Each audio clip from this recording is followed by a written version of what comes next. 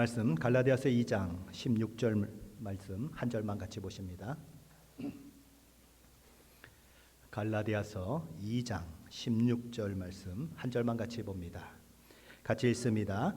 사람이 의롭게 되는 것은 율법의 행위로 말미암음이 아니요 오직 예수 그리스도를 믿음으로 말미암는 줄 알므로 우리도 그리스도 예수를 믿나니 이는 우리가 율법의 행위로서가 아니고 그리스도를 믿음으로써 의롭다함을 얻으려 함이라.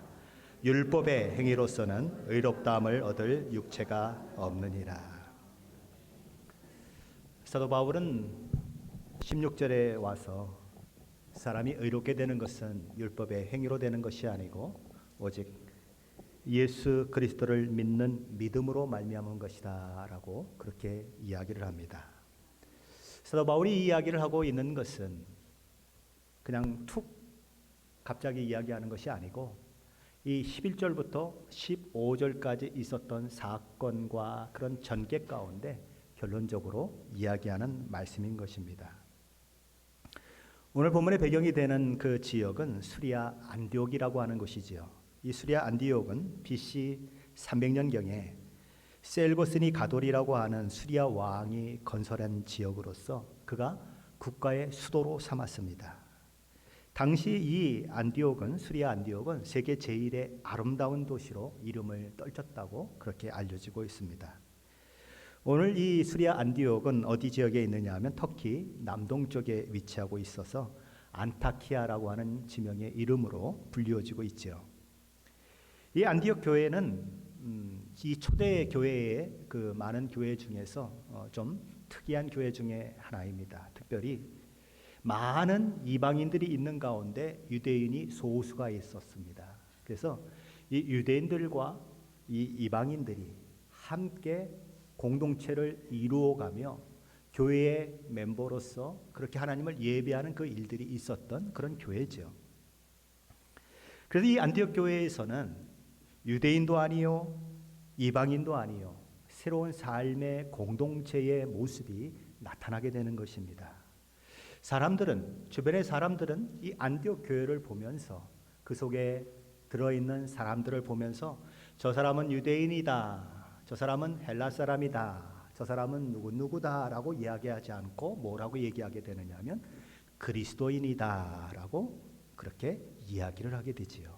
그래서 이 안디옥 교회는 최초로 교회에 있는 성도들이 그리스도인이라 불림받는 그런 교회이기도 한 것입니다.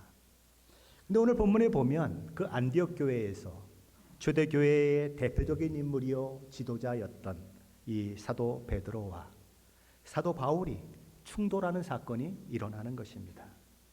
다툼이 일어났다는 거지요. 근데 사실 다툼이라기보다는 베드로가 일방적으로 꾸중을 듣는 것입니다. 사도 바울이 베드로를 일방적으로 꾸짖는 바로 그런 사건이 일어나는 것입니다. 자, 우리 11절 말씀을 한번 같이 보십니다. 11절입니다. 게바가 안디옥에 이르렀을 때에 책망받을 일이 있기로 내가 그를 대면하여 책망하였노라. 이 일이 언제 일어났는가? 게바가 예루살렘 교회에 있었던 게바가 수리아 안디옥 교회를 방문하면서부터 일어났다는 것이지요. 그는 수리아 안디옥 교회를 방문해서 실수를 하게 되는 것입니다. 그런데 그 실수에 대해서 바울이 책망을 하게 되었다. 그것이 사건의 시작인 것이지요. 자, 그렇다면 바울은 베드로를 어떻게 책망했을까요? 우리 14절 말씀 한번 같이 보십니다. 14절입니다. 그러므로 나는 그들이 복음의 진리를 따라 바르게 행하지 아니함을 보고 모든 자 앞에서 게바에게 이르되 내가 유대인으로서 이방인을 따르고 유대인답게 살지 아니하면서 어찌하여 억지로 이방인을 유대인답게 살게 하려느냐 하였노라. 이 말씀을 세번역 성경으로 다시 읽어보면 이렇게 되는 말씀입니다. 나는 그들이 복음의 진리를 따라 똑바로 걷지 않는 것을 보고 모든 사람 앞에서 게바에게 이렇게 말하였습니다. 당신이 유대 사람인데도 유대 사람처럼 살지 않고 이방 사람처럼 살면서 어찌하여 이방 사람더러 유대 사람이 되라고 강요합니까? 사도 바울의 책망의 내용인 것입니다. 베드로 자신은 유대인이었어요. 그러나 자유를 얻은 그리스도인으로서 유대인의 관습이나 전통에 묶이지 않고 오히려 이방인과 잘 어울려 지내면서 마치 이방 사람과 유대인이 아무런 차이도 없는 것처럼 그렇게 삶을 살았다는 것입니다. 그런데 정작 이방 사람들에게 유대 사람이 되라고 강요하고 있다면 그게 말이나 되는 소리입니까? 라고 사도 바울은 이야기하는 것입니다. 그것은 복음의 진리를 따라 똑바로 행동하는 것이 아니지 않느냐라고 꾸중하는 것이지요. 그게 사도 바울의 지적인 것입니다. 자, 우리는 근데 여기서 이런 생각을 한번 해보게 되는 거죠. 베드로는 어떤 사람입니까? 우리는 베드로를 예수님의 수제자로 알고 있습니다. 예루살렘 교회에서 최고의 지도자 중에 한 사람이라고 하는데 아무도 이 일을 달 사람이 없어요. 사도 바울은 어떤 사람입니까? 그냥 예수 믿는 사람들을 핍박하다가 어느 날 예수 그리스도를 만나고 변화되어서 사도가 된 사람이에요. 나이로 보나 경력으로 보나 그 사도가 된 순서로 보나 사도 바울은 까마득한 후배인 것입니다. 그런데 그런 바울이 베드로를 책망했다는 것이지요. 그것도 은밀히 한 것도 아닙니다. 공개적으로 창피스럽게 수많은 사람들이 다 있는 앞에서 베드로의 얼굴을 맛보고 이렇게 마주보고 그냥 꾸중을 했다는 거예요. 그것도 모자라서 어떤 일까지 했습니까? 갈라디아 교회에 서신을 보내면서 그 서신 속에다가 내가 베드로의 이런 잘못을 꾸짖었다고 기록해서 보내는 것입니다. 오늘날로 말하면 어떤 거죠? 우목사가 잘못했는데 책에다가 출판을 해버린 거예요. 그래서 수많은 사람들이 다 알게 만들어버린 것입니다. 베드로에 비해서 나이도 어리고 사도의 서열을 보아도 한참 후배인데 그가 그런 일을 했다는 것이죠. 칭찬 들을 땐 기분이 좋지만 꾸중할 때는 어때요? 엄마 아빠한테 꾸중을 들으면 기분이 좋은가요? 선배들이 꾸중을 하면 기분이 좋던가요? 우목사가 여러분들을 꾸중하면 기분이 좋던가요? 기분이 나빠요. 어머니 아버지인데도 불구하고 나이가 많은 선배인데도 불구하고 기분이 나쁜 것이 우리의 모습이에요. 자, 그런데 나이도 어리고 한참 후배인 바울을 통해서 그것도 공개적으로 수많은 사람들이 보는 앞에서 창피를 당했으니 베드로의 심정이 어떻겠느냐 하는 것입니다. 그건 그렇다고 치고 바울은 도대체 얼마나 베드로가 잘못했기에 마치 예의 범절도 없는 사람처럼 선배에 대한 최소한의 예우도 갖추지 않는 사람처럼 그렇게 강경하게 공개적으로 그 유명한 베드로를 꾸질 수 있느냐 하는 것입니다. 도대체 베드로가 무엇을 잘못했을까요? 우리 한번 12절 말씀을 한번 같이 보십니다. 12절입니다. 야고보에서 온 어떤 이들이 이르기 전에 게바가 이방인과 함께 먹다가 그들이 오매 그가 할례자들을 두려워하여 떠나 물러가매. 베드로는 안디옥 교회의 이방인들과 그 이방인 그리스도인들과 함께 정말 즐겁고 행복한 식사를 즐기고 있었어요. 그런데 바로 그때에 예루살렘 교회에서 온 유대인 크리스찬들이 도착하게 되는 것입니다. 그 식사 자리에 그들이 갑자기 나타난 거예요. 그러니까 베드로가 갑자기 당황을 하게 되는 것입니다. 그리고 반사적으로 일어나 버렸어요. 그리고 식사 자리를 피해 버린 것이죠. 그 행동이 베드로의 잘못이라는 거예요. 바울의 책망인 것입니다. 베드로는 왜 그렇게 갑자기 그런 모습을 보였을까요? 우리는 이것을 이해하기 위해서는 고대 사람들이 식사에 대한 어떤 생각을 가지고 있는가 하는 것을 확인해 볼 필요가 있습니다. 창세기 43장에 보면 애굽에 총리된 요셉이 자기 동생 베냐민을 데리고 나타난 형들을 위해서 식사 자리를 이렇게 베푸는 그런 것들이 기록이 되고 있지요. 자, 그런데 식사 자리라고 하는 것은 서로 교제하고 친교하고 떠들썩하게 서로 얼굴을 마주보고 함께 식사를 하는 것이 옳은데 이 식사 자리가 두 군데로 만들어졌어요. 한쪽 이쪽 구석이 하나 만들어지고 이쪽 구석이 하나 만들어지는 것입니다. 하나는 유대인들, 이 히브리인들, 그러니까 요셉의 이 형들과 동생을 위해서 그렇게 만들어진 식탁이 따로 있었고 애굽 사람들을 위한 식탁이 따로 있었어요. 그러니까 서로 다른 식탁에서 자기들끼리 밥을 먹는, 식사를 하는 그 일들이 일어났다고 하는 것이지요. 그래서 창세기 44장 32절은 그 이유를 이렇게 적고 있습니다. 애굽 사람은 히브리 사람과 같이 먹으면 부정을 입음이더라. 애굽 사람들은 히브리 사람들과 함께 식사를 하면 부정을 탄다고 생각을 했어요. 종교적으로 깨끗하지 못하게 된다고 생각을 한 것입니다. 그래서 히브리 사람들과는 같이 식사를 할 수 없다. 그래서 이쪽에서 따로 식사를 하게 되고 히브리 사람들은 저쪽에서 따로 식사를 하게 된 거죠. 근데 이런 생각들은 유대인들도 똑같았다는 것입니다. 히브리 사람들도 똑같았어요. 그들도 이방인들과 식사하는 것은 부정하게 된다고 생각을 했던 것입니다. 그래서 이방인과 식사하는 문제는 종교적으로, 문화적으로 그들이 받아들일 수 없는 것이에요. 그래서 그 시대에 히브리인들이 이방인들과 함께 식사를 한다고 하는 것은 상상도 할 수 없을 만큼 어려운 것이었습니다. 그런데 베드로는 그 시대에 이방인 크리스찬들과 함께 희희낙낙하면서 식사를 했다는 것이지요. 유대인인 베드로가 그 문화적인 그리고 종교적인 그런 모든 배경 가운데에 있으면서도 그것과 상관없이 아무런 꺼리낌이 없이 이방인들과 어울려 지냈다는 거지요. 그런데 그런 베드로가 갑자기 돌변하는 것입니다. 안디옥 교회의 성도들과 식사하는 그 자리에서 예루살렘 교회로부터 온 그 유대인들을 만나게 되니까 갑자기 화들짝 놀라가지고는 슬그머니 그 자리를 피해 버린 것이지요. 유대인들이 그를 비난할까봐 두려웠던 것입니다. 초대교회의 최고 지도자격인 베드로가 이런 행동을 보이게 되니까 베드로와 함께 식사를 했던 유대인 크리스찬들도 슬그머니 일어나는 것입니다. 덩달아 베드로를 따라서 사라져버리죠. 사도 바울과 함께 이방인 전도에 앞장섰던 바나바라고 하는 그 사람도 그 자리를 슬그머니 회피해 버리는 것입니다.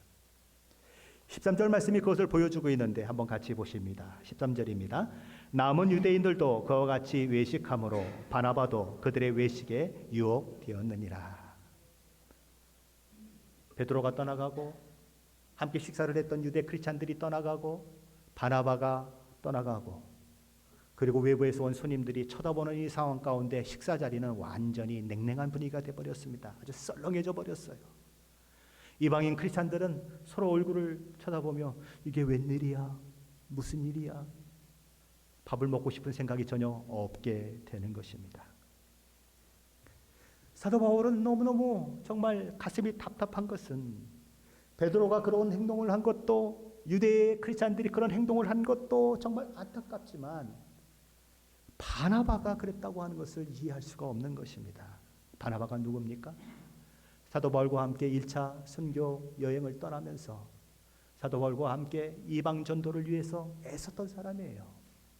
그 애씀 가운데서 때로 채찍에 맞기도 하고 여러 가지 시험을 만나기도 하고 강의 위험과 사망의 위험과 강도의 위험을 같이 겪으면서 이방인을 위해서 복음을 전했던 사람이에요. 누구보다 이방인에 대한 열정을 가지고 있고 누구보다 이방인에 대한 사랑을 가지고 있는 바나바가 어떻게 그럴 수 있냐는 거죠. 사도 바울은 베드로와 유대 크리스찬들의 그 행동을 외식이라고 이야기하면서도 바나바의 그 행동을 뭐라고 얘기하죠? 그들의 외식에 유혹되었다라고 얘기하는 것입니다. 그의 아쉬움의 마음이 이 사도 바울에게 있는 것이지요. 너무나 큰 충격으로 다가오는 것입니다. 여기 이 외식이라고 하는 이 말은 위선으로 자기 감정 등을 숨기는 것을 말합니다. 위선적으로 행동하는 것, 가식적으로 행동하는 것을 일컫는 말이지요. 헬라어 원어로는 히포크리시스라고 합니다. 근데 이 말의 그 근원을 한번 찾아보면 이 연기자가 극장 같은 곳에서 연극을 하면서 연극의 인물로 분장을 하고 그 인물이 되어 연기를 하는 것을 가리키는 말인 것입니다. 당시는 연기하는 사람들이 가면을 쓰고 연기를 했어요. 가면을 쓰고, 그러니까 그 가면은 어떤 가면일까요? 그 극중 인물을 가장 잘 표현해낼 수 있게 만들어 놓은 가면을 쓰고 그리고 연기를 하게 되는 것입니다. 그래서 자기의 모습이 아니고 가면 쓴 그 캐릭터의 그 성품을 가지고 연기를 하게 되었던 거예요. 가끔 드라마에 너무 심취하던 사람들이 이런 잘못을 범할 때가 있지요. 무슨 잘못이지요? 드라마에서 아주 악인 역을 하는 사람들이 있어요. 엄청나게 사람들을 괴롭히고 어렵게 하는 배우가 있단 말이죠. 근데 그 배우가 어느 날 서울 시내를 나왔어요. 그러니까 뭐라고 그러죠? 저 나쁜 누구누구. 어떤 사람은 막 욕을 해댄대요. 어떻게 그렇게 나쁠 수가 있느냐고. 근데 그게 맞는 올바른 행동일까요? 아닌 거죠. 그는 그냥 연기만 한 거잖아요. 그렇죠? 그 자신이 그런 게 아니거든요. 그러다 보니까 연기하는 그 자신과 연기의 캐릭터가 되어서 배우가 되어서 하는 그 행동이 서로 차이가 있을 수밖에 없는 거잖아요. 그렇죠? 연기자가 되어서 연기를 한 것뿐이지 그 사람이 그건 아니거든요. 그래서 이런 말이 나중에 어떤 말로 이렇게 굳어지게 되느냐면 그것이 외식이다. 그렇죠? 자기 자신의 모습이 아니고 다른 모습이 나타나니까 그것이 외식이다. 그래서 부정적으로 이 연기를 하는 이것이 외식하는 것으로 그렇게 단어가 사용되게 되었던 것입니다. 그게 바로 히포크리시스라고 하는 단어지요. 대부분의 유대인 이 크리스찬들은 예수를 믿었음에도 불구하고 이방인 크리스찬들과 식사하는 것을 꺼렸습니다. 왜냐하면 그들은 어렸을 때부터 이방인과 식사하는 것을 부정한 것이라고 그렇게 교육을 받고 자라났어요. 또한 이방인의 식사 테이블에 가보면 어떤 일들이 일어나죠? 성경에 자기들이 먹으면 안 된다고 기록됐던 그 음식들이 테이블에 올라오는 거예요. 저 여러분이 여행을 하다 보면 뭐 이상한 것들이 올라와가지고 막 구역질이 나고 그럴 때가 있지 않습니까? 도대체 밥을 먹을 수 없는 상황이 있는 것처럼 이 유대인 크리스찬들도 마찬가지인 것입니다. 이방인들과 함께 식사를 하게 되면 하나님께서 금했던 구약 성경에서 금했던 그 음식들이 올라오는 그런 때가 있는 거예요. 그러면 이게 아주 난감해지는 것입니다. 이걸 먹어도 되느냐 말아야 되느냐 막 갈등이 일어나게 되는 거죠. 그래서 유대인 크리스찬들은 이방인 크리스찬들과 어울리는 것이 쉽지가 않았던 거예요. 그래서 꺼리끼는 것이 된 것입니다. 이 베드로는 유대인이에요. 나면서부터 유대인이에요. 유대인의 모든 교육, 유대인의 모든 전통에 익숙한 사람인 것입니다. 그런데 그것을 너무나 잘 알고 있었던 베드로가 이방인 크리스찬들과 식사를 즐겼다는 것이지요. 그런데 예루살렘 교회로부터 내려온 유대인 크리스찬들을 그가 보는 순간 그들이 자신을 비난할 것이 두려워서 내가 언제 이방인들과 식사를 했느냐는 듯이 슬그머니 일어나서 자리를 피해버렸다. 그런 행동을 했다. 그것이지요. 자, 그러면 이 베드로의 이 행동이 어느 날 딱 한 번 그냥 실수로 이방인들과 식사를 하다가 그게 들켜가지고 어이구 내가 큰일을 저지를 뻔했네. 그러면서 그렇게 물러간 것일까요? 그게 아니라는 것입니다. 처음이 아니고 여러 번 반복적으로 그 일을 했다는 거죠. 12절 말씀에 보면 야고보에게 온 어떤 이들이 이르기 전에 게바가 이방인과 함께 먹다가 그들이 오매 그가 할례자들을 두려워하여 떠나 물러가매라고 하는 말씀이 있는데 여기 먹다가라고 되어 있는 이 말에 우리는 주목을 해야 하는 것입니다. 먹다가라고 이야기하면 우리 말은 그게 한 번 먹다가 하는 얘기인지 지금까지 계속 먹어왔다는 것인지 불분명합니다. 그런데 헬라어는 이것을 정확하게 보여주고 있습니다. 이 먹다가라고 하는 단어의 시제가 어떤 시제냐면 미완료 시제인 것입니다. 무슨 얘기죠? 반복적으로 계속해서 과거부터 지금까지 이 일들을 계속 해왔다는 거예요. 한두 번 식사한 것이 아니고 자주 여러 번 이 이방인 크리스찬들과 식사를 했다. 유대인이었던 베드로가 아무런 꺼리낌이 없이 이방인들과 함께 갈등 없이 자주 식사를 했다는 것입니다. 어떻게 그럴 수 있었을까요? 베드로가 처음부터 그랬을까요? 그게 아닌 것입니다. 베드로는 뼛속까지 유대인이에요. 근데 그가 어느 날 기도하는 중에 하나님의 환상을 보게 되는 것입니다. 하늘에서 보자기가 내려와요. 보자기 속에는 온갖 곤충들, 짐승들이 들어있는데 유대인들이 먹어서는 안 되는 음식만 들어있는 겁니다. 먹어야 하는 음식은 하나도 없어요. 다 먹어서는 안 되는 음식만 들어있어요. 베드로가 그것을 보고 있는데 갑자기 음성이 들리는 것입니다. 베드로야, 잡아먹어라. 아니 하나님 무슨 말씀을 하십니까? 나는 유대인이에요. 나는 나면서부터 이런 것을 한 번도 먹어본 적이 없어요. 그랬더니 보자기가 다시 올라가죠. 그리고 또 보자기가 내려오는데 똑같은 보자기가 또 내려옵니다. 베드로야 잡아먹어라. 베드로가 또 못 먹죠. 그리고 또 올라갑니다. 또 내려와요. 베드로가 또 못 먹습니다. 그리고 보자기가 올라가는데 그때에 툭툭툭 하면서 문을 두드리는 소리가 나는 것이지요. 고넬료가 보낸 사람들이 도착했습니다. 성령께서 의심하지 말고 가라라고 말씀을 하죠. 그래서 베드로는 줄랑줄랑 따라가는 것입니다. 그래서 고넬료의 집에 들어가게 되는 거지요. 왜 불려왔는지도 몰라요. 왜 내가 이곳에 와 있는지도 몰라요. 그래서 묻는 것입니다. 고넬료여, 왜 나를 청했뇨? 라고 물으니까 하나님께서 내가 하나님 앞에 기도하고 있는데 베드로라고 하는 사도를 청하라고 말씀하셔서 내가 당신을 청했습니다. 그러니 내가 하나님 앞에 있으니 하나님의 말씀을 들려주십시오라고 이야기하는 거지요. 그랬더니 베드로가 그 앞에서 이런 얘기를 하는 것입니다. 사도행전 10장 34절 35절이죠. 내가 참으로 하나님은 사람의 외모를 보지 아니하시고 각 나라 중 하나님을 경외하며 의를 행하는 사람은 다 받으시는 줄 깨달았도다. 그는 이방인과 어울릴 수 없는 사람이었어요. 그런데 이 고넬료의 사건을 통해서 하나님께서 유대인과 이방인을 구분하지 않는다고 하는 것을, 누구나 하나님이 받으실 수 있다는 것을 알게 되는 것입니다. 그래서 그곳에서 복음을 전하고 그 일을 통해서 고넬료 집안 식구들이 다 복음을 믿고 구원을 얻게 되고 성령을 받고 세례를 받는 일들이 일어나고 그들과 함께 며칠을 더 거하는 일들이 있게 되는 거죠.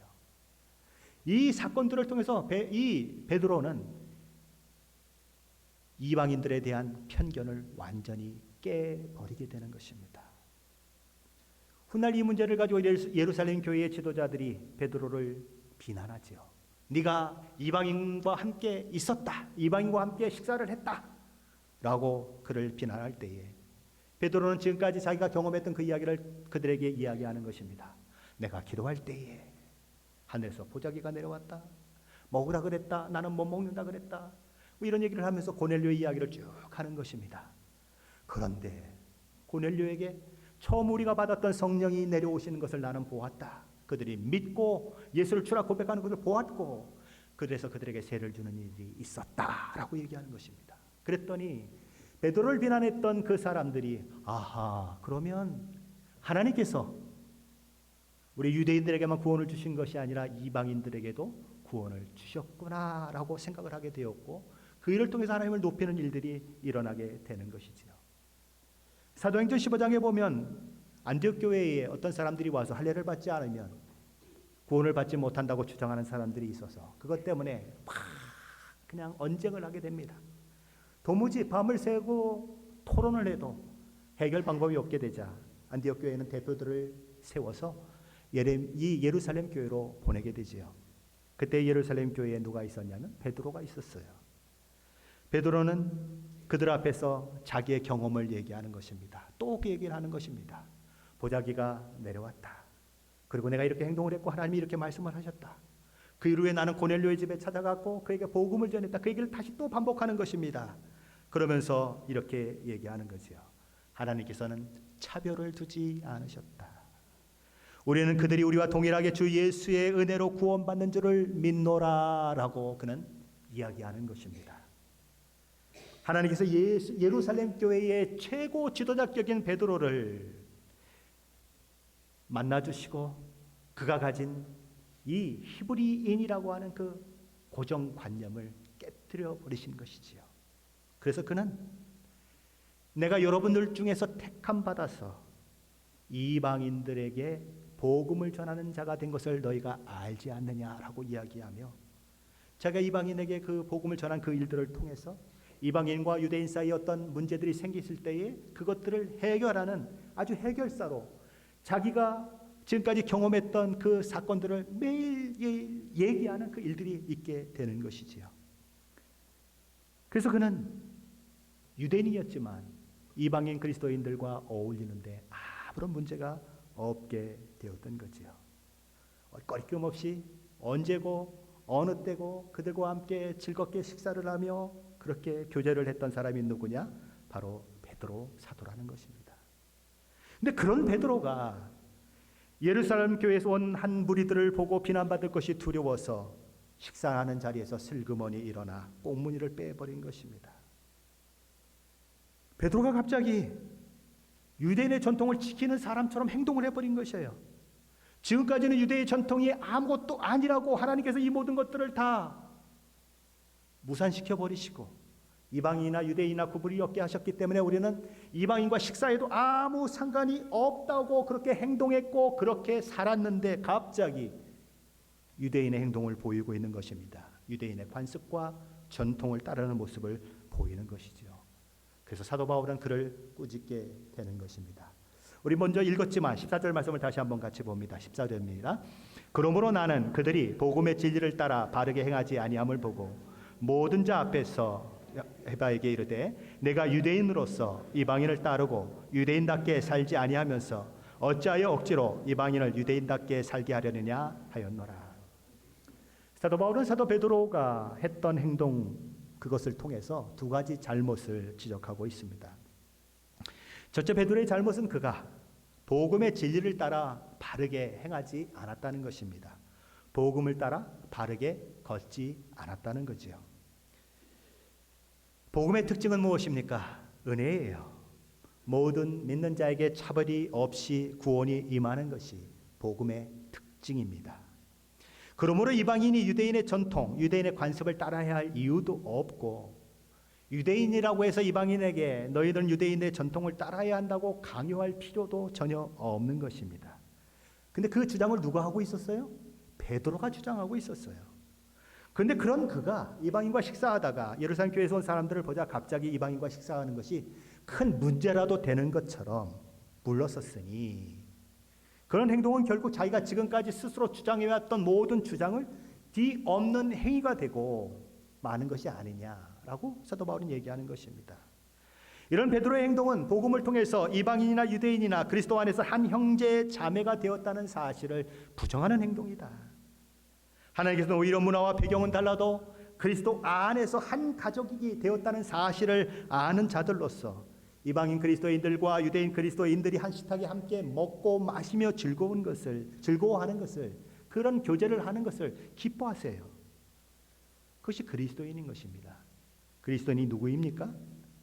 그들은 다 허물과 죄로 죽은 자들이요 죄인들이었어요. 예수 그리스도의 대속을 통하여 구원받은 그 은혜로 인하여 그리스도 안에 들어온 사람들인 것입니다. 그래서 그리스도의 사람이 되었고 그리스도인이라 불림받게 된 것이지요. 그러므로 그리스도 안에서 죄인이 의인되었다. 우리는 다 죄인이었지만 하나님의 은혜로 의인되었다라고 하는 그 하나 이외에는 다른 구별이 없는 것입니다. 그런데 사도 베드로가 그 믿음의 기본을 놓쳤다는 거지요. 둘째, 베드로의 잘못은 자기도 유대인의 풍습이나 전통을 따라 행하지 않으면서 이방인들에게 유대인의 풍습이나 전통을 따라 살도록 분위기를 조장했다는 것이 그의 잘못인 것입니다. 베드로는 이미 유대인의 삶의 방식을 버렸어요. 이방인들과 함께 어울려 살면서 그리스도인으로서의 그 삶을 계속 살아오고 있었어요. 근데 갑자기 유대인의 삶으로 그가 돌아가 버리고 그런다면 지금까지 그의 삶을 통해서 그의 모든 행동과 그의 태도를 통해서 보여줬던 복음의 메시지가 이방인들에게 다르게 전달되는 그런 일들을 만들어낸다는 것이지요. 지금까지 베드로가 했던 모든 것들이 잘못된 것이다 라고 하는 그런 메시지를 전달하게 됨으로써 이방인들에게 복음을 혼란스럽게 하는 그 일들을 하게 된다는 것입니다. 구원받는 것은 십자가의 대속의 은혜 외에는 아무것도 없는 것입니다. 그 은혜로 말미암은 구원, 그것은 유대인이 주장하는 것과 같은 부정한 음식을 먹느냐 안 먹느냐 하는 것과 아무 상관이 없어요. 돼지고기를 먹을 것이냐 안 먹을 것이냐, 미꾸라지가 먹는 음식이냐 아니냐 아무 상관이 없다는 거예요. 유대인이 이방인과 함께 식사를 해야 되느냐 말아야 되느냐 복음과는 아무 상관이 없다는 거예요. 그런데 베드로의 이 외식전 행동이 나타남으로 인해서 마치 그런 음식들이 그런 식사 자리가 구원과 상관이 있는 것처럼 그렇게 전달되는 그런 현상을 만들어냈다는 거죠. 그러다 보니까 어떻게 되죠? 복음이 왜곡되는 것입니다. 바울은 그것을 견디지 못하는 거예요. 복음이 무엇인데, 우리에게 주어진 복음이 어떤 것인데 그 복음을 베드로 당신이 왜곡시킬 수가 있느냐, 그것을 이야기하는 것입니다. 그래서 사도 바울은 이 베드로를 꾸짖고 나서 원론적인 얘기를 16절에서 하고 있는 거죠. 우리가 이미 읽었지만 다시 한번 같이 읽어보시겠습니다. 사람이 의롭게 되는 것은 율법의 행위로 말미암이 아니요 오직 예수 그리스도를 믿음으로 말미암는 줄 알므로 우리도 그리스도 예수를 믿나니 이는 우리가 율법의 행위로서가 아니고 그리스도를 믿음으로써 의롭다함을 얻으려 함이라. 율법의 행위로서는 의롭다함을 얻을 육체가 없느니라. 바울은 우리가 의롭게 되는 것이 무엇을 행하였느냐, 어떤 일을 이루어냈느냐 하는 것으로 결정되는 것이 아니고 오직 예수 그리스도를 믿는 믿음 하나로 된다고 이야기하는 것입니다. 자, 그러면 그 의롭게 된다고 하는 것이 무엇일까요? 의롭게 된다고 하는 것이 무엇인지 알기 위해서는 그 반대 개념이 무엇인가 하는 것을 살펴볼 필요가 있습니다. 의로움에 반대되는 개념은 무엇일까요? 그것은 죄가 있다고 정죄되는 것입니다. 그러므로 의롭게 된다고 하는 것은 우리가 죄인임에도 불구하고 죄가 없다, 있다고 정죄되지 않는 상황을 말하는 것입니다. 예수 그리스도께서 우리 죄를 위해서 십자가에서 대속의 그 피를 흘리심으로 인해서 그 은혜에 의하여 그것을 믿는 자들에게 부어지는 놀라운 은혜가 바로 의로움인데, 죄사함이요 죄가 있다고 인정되지 않는 그런 상황인 것입니다. 그것이 바로 의롭다는 것이지요. 이 의롭다고 하는 것은 법정 용어인 것입니다. 법정에서 의롭다고 선고되는 것을 말하는 것이지요. 판사로부터 당신은 무죄입니다라고 선언되는 것을 말하는 것입니다. 예수 그리스도의 십자가를 통하여서 구원을 얻고 죄사함을 받고 의롭게 되는 이것에 대해서는 차별이 없다라고 사도 바울은 이야기하는 것입니다. 이방인이든 유대인이든 상관이 없다. 고학력자든 저학력자든 상관이 없다. 잘 사는 사람이든 못 사는 사람이든 상관이 없다. 키가 크든 키가 작든 상관이 없다. 아름다운 사람이든 조금 밉게 보이는 사람이든 상관이 없다. 건강한 사람이든 병에 걸려서 금방 죽어가는 사람이든 상관이 없다. 복음은 오직 하나다. 차별이 없이 믿는 자에게 구원을 주시는 하나님의 능력이 바로 복음이다.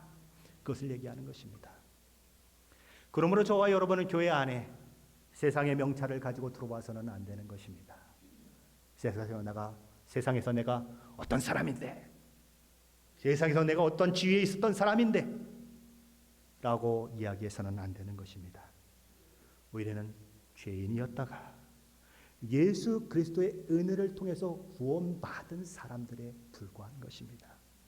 그것이 저와 여러분의 정체성이에요. 그게 바로 그리스도인인 것입니다.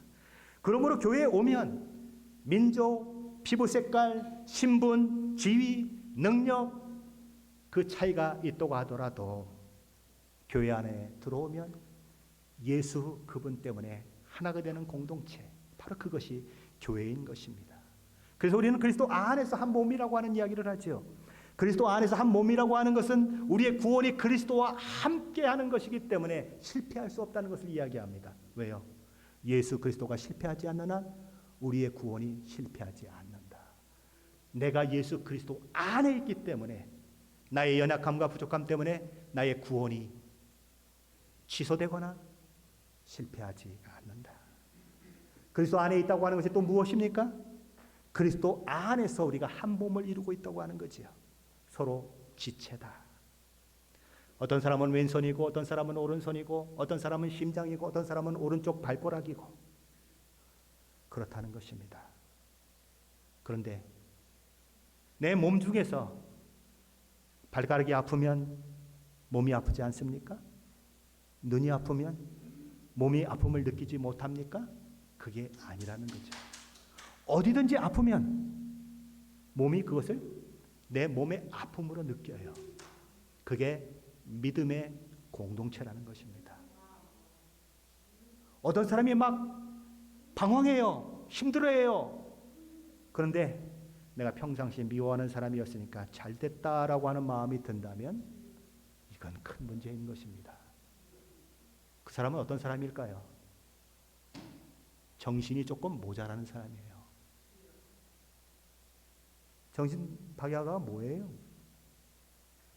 아픈데 아픈 것을 제대로 느끼지 못하고 슬픈데 슬픔을 제대로 느끼지 못하면 그게 정신적으로 문제가 있는 사람이잖아요. 몸 안에서 다른 지체가 아프면 내가 아픔을 느껴야 맞는 거예요.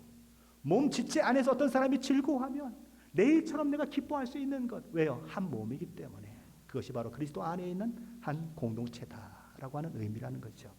사랑의 공동체라는 것입니다. 오늘 우리는 본문을 통해서 몇 가지 교훈을 얻게 되는 것은 베드로가 얼마나 대단한 사도였고 존경받는 사람임에도 불구하고 그도 실수하고 넘어졌다는 사실입니다. 그도 사람을 두려워할 때에 실패하고 꾸중을 들을 수밖에 없었던 그런 존재였다. 우리는 그것을 우리에게 적용해야 하는 것입니다. 저와 여러분은 완벽한 사람이 아니에요. 넘어질 수 있어요. 자빠질 수 있습니다. 그 얘기는 무엇입니까? 다른 사람도 넘어질 수 있어요. 자빠질 수 있어요. 그러니 우리 서로 피차 연약하다고 하는 것을 인정하고 부둥켜 안아야 하는 것입니다. 고린도전서 10장 12절에 이렇게 얘기합니다. 선줄로 생각하는 자는 넘어질까 조심하라.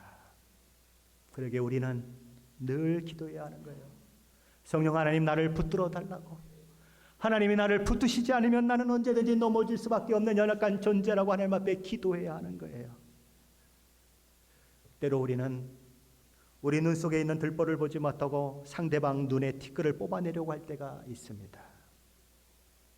그러나 우리가 기억해야 하는 것은 사도 바울이 베드로를 꾸짖는 그 마음이 자기가 사도 바울이 베드로보다 더 위대한 사도라거나 내가 당신보다 뛰어난 존재라거나 그것을 보여주기 위해서 꾸짖은 것이 아니고 복음이 훼손되는 것을 견디지 못해서 전했다고 하는 것을 저와 여러분은 생각해야 하는 것이죠. 그것 때문에 그가 꾸중한 것이지 자기를 드러내려고 하는 생각이 전혀 없었다는 것입니다. 한번 저는 이런 생각을 한번 해보게 되는 것입니다. 만일 오늘 우리 교회에서 베드로가 있고 사도 바울이 있는데 둘의 부딪힘이 일어났어요. 새파랗게 후배인 바울이 존경받고 최고의 지도자인 베드로를 향해서 공개적으로 꾸중하는 일들이 일어났어요. 베드로가 가만히 보니까 이게 어디다 대고 이렇게 눈을 치켜떴단 말이죠. 그래서 둘이 부딪혔어요. 그럼 우리 시애틀 임마누엘 교회가 어떻게 될까요? 둘로 딱 갈라져 버리는 것입니다. 베드로를 따르는 사람들이 한 교회를 만들어내고 이 사도 바울을 따르는 사람들이 한 교회를 만들어내고 그래서 어떻게 하죠? 이제 교회를 누가 차지하느냐 가지고 싸움을 벌여야 하는 것입니다. 야 이거는 우리 교회야 니네 교회야 이러고 싸움이 일어나게 되는 거죠. 근데 성경 말씀을 보면 베드로가 바울의 꾸지람을 들으면서 그에게 화를 냈다거나 대항했다거나 반발했다고 하는 말이 전혀 나오지 않는 것입니다. 왜 그랬을까요? 베드로가 생각하기를 나는 꾸중 받아야 마땅하다고 생각했다는 것입니다. 복음대로 내가 살지 못했다. 내가 말씀대로 살지 못했다. 그러니 새파란 후배가 나를 책망해도 달게 받아야 한다. 그렇게 생각했다는 거예요. 목사가 되면 장로가 되면 다른 사람들의 꾸준함을 들을 생각을 하지 않습니다. 내가 목사인데 내가 장로인데 네가 어찌 이렇게 얘기하지요. 그러나 말씀에 벗어나고 있다면 말씀대로 행하지 못하고 있다면 꾸중이 들려올 때에 겸손히 들을 마음이 있어야 하는 거예요. 베드로후서 3장에 보면 사도 베드로가 바울의 서신을 언급하면서 이렇게 얘기합니다. 우리가 사랑하는 형제 바울도 그 받은 지혜대로 너희에게 이같이 썼고 또 모든 편지에도 이런 일에 관하여 말하였으되 그 중에 알기 어려운 것이 더러 있으니. 베드로는 바울을 향해서 뭐라고 부르죠? 우리가 사랑하는 형제 바울이라고 부릅니다.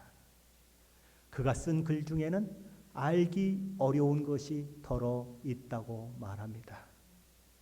나도 잘 이해하지 못하는 것이 있다. 이 베드로의 위대함이에요. 왜 하나님께서 베드로를 쓰셨는가? 베드로의 위대함이 바로 이것인 것입니다. 하나님이 베드로를 쓸 수밖에 없었던 이유가 바로 여기에 있는 거예요. 수많은 실수를 범하고 그냥 성질이 급해서 여러 가지 문제들을 만들어내지만 하나님께서 베드로를 기뻐하신 것은 그의 그 겸손한 마음인 거예요. 우리가 오늘 본문을 통해서 다시 한번 또 하나를 생각해야 하는 것은 외식이라고 하는 것입니다. 외식은 위선적으로 행동하는 것이고 가식적으로 행동하는 것이에요. 그런데 이런 외식이 언제 일어날까요? 말씀을 아는 것과 행동하는 것이 함께 움직이면 외식은 있을 수가 없어요. 근데 살다 보면, 믿음 생활을 하다 보면 그게 안 되는 것입니다. 아는 것은 많은데, 배운 것은 많은데, 교회 다닌 그런 세월은 수도 없이 많은데, 나는 그 말씀에 합당한 삶을 살지 못하게 될 때, 우리는 나도 모르게 연기를 하게 되는 것입니다. 마치 가면을 쓴 사람처럼 내가 아닌 사람을 보여주게 되는 것이지요. 특히 목사가 그럴 수 있습니다. 목사니까 기도도 더 많이 하는 사람으로 보여져야 되고, 목사니까 성경을 더 많이 아는 사람으로 보여져야 되고, 목사니까 더 믿음이 많은 사람으로 보여져야 되고, 그래서 목사들이 가면을 쓰고 다닐 수 있다는 거지요. 하나님의 말씀이 내면화되고 그 하나님의 말씀이 나의 가슴 속으로 내려오고 나의 삶을 통해서 드러내지 않게 되면 우리도 모르게 가장하고 위장하는 그 일들이, 가면을 쓰는 그 일들이 일어난다는 것이죠. 근데 문제가 무엇이죠?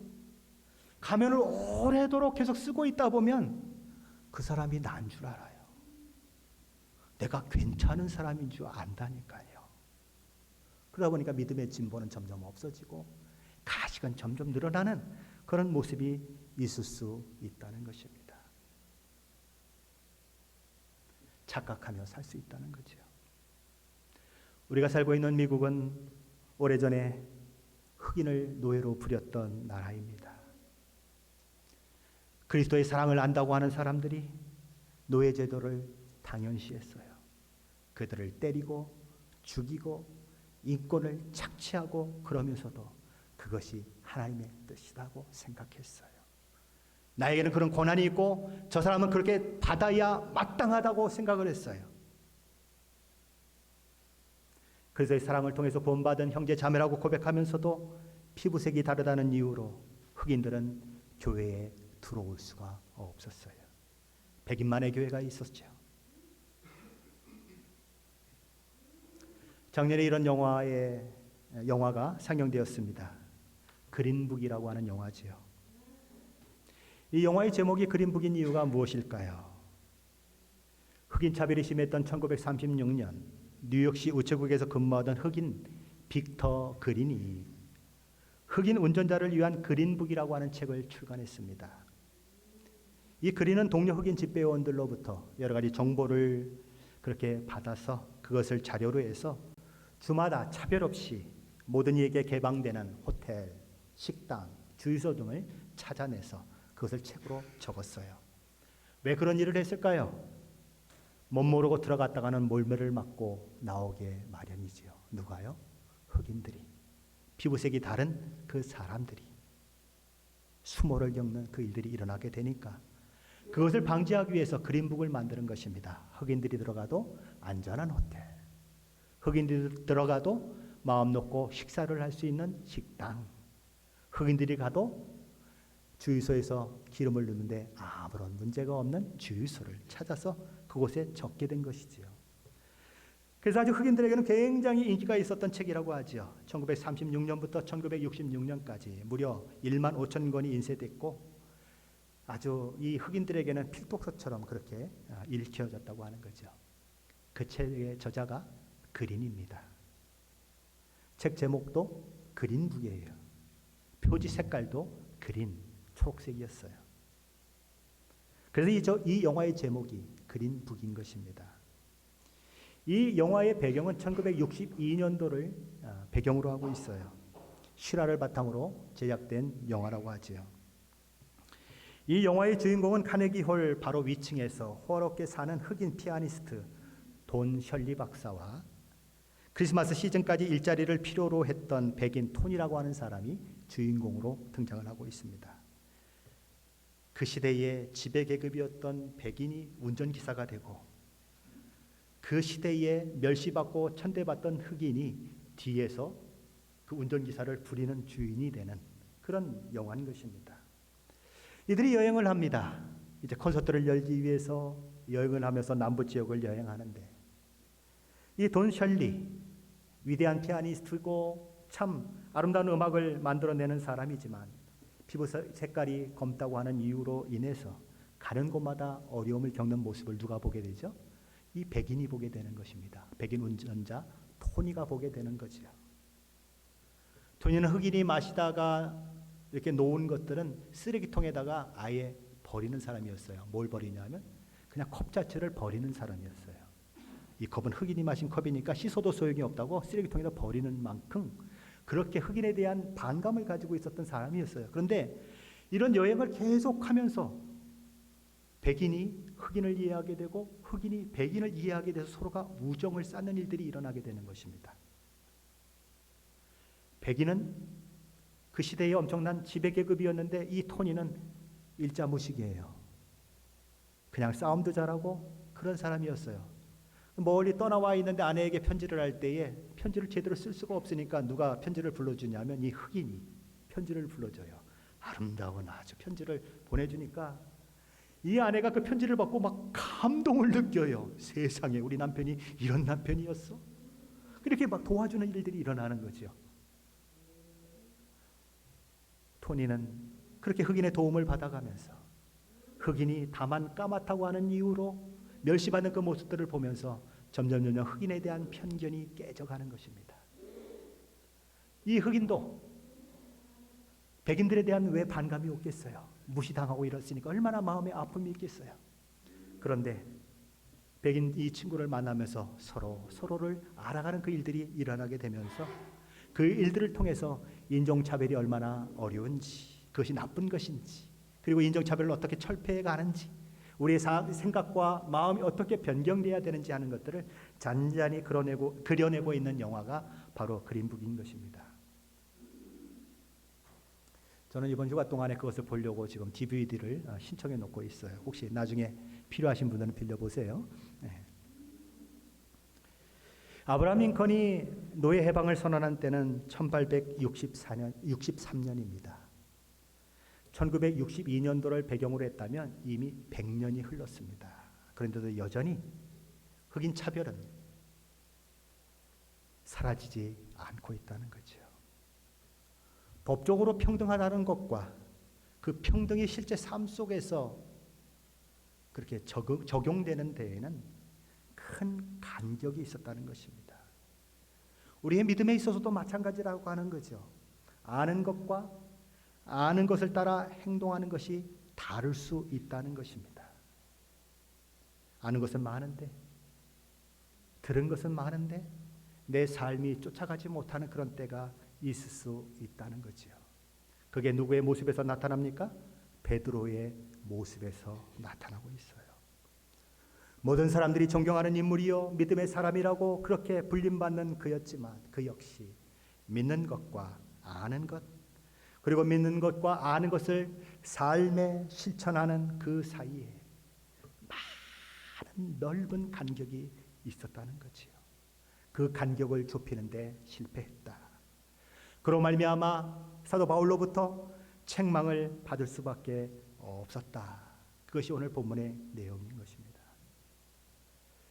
예수님이 이 땅에 오셨을 때에도 외식한다고 그렇게 책망을 받던 사람들이 있었지요. 바리새인들이었습니다. 그들은 외적으로는 정말 아름답게 보였어요. 종교인으로서 존경받는 사람들이었습니다. 깃이 넓은 옷을 입고 다니면서 긴 가운을 입고 사람들이 많이 보이는 그 광장에 모여서 두 손을 들고 하나님, 나는 일주일에 금식도 하고 말씀도 읽고 거룩하게 살았습니다. 그렇게 기도했던 사람들이었어요.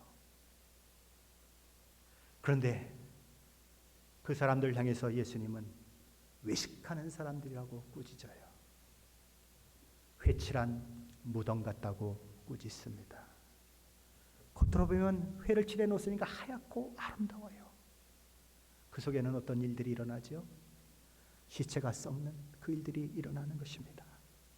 겉으로 보기에는 훌륭해 보이고, 겉으로 보기에는 믿음이 있어 보이고, 겉으로 보기에는 정말 아름다워 보이는데 그 속에는 미움과 다툼, 더러움과 갖은 음란함이 가득 차 있다. 예수님은 그것을 지적하지요. 다른 사람을 향해서 나는 너희들과 다르다, 나는 너희들과 같은 죄인이 아니다, 나는 거룩한 사람이다라고 자꾸 이야기하지만 사실은 자기를 죄인이라고 인정하는 사람들보다도 더 죄인된 모습이 그들이었다.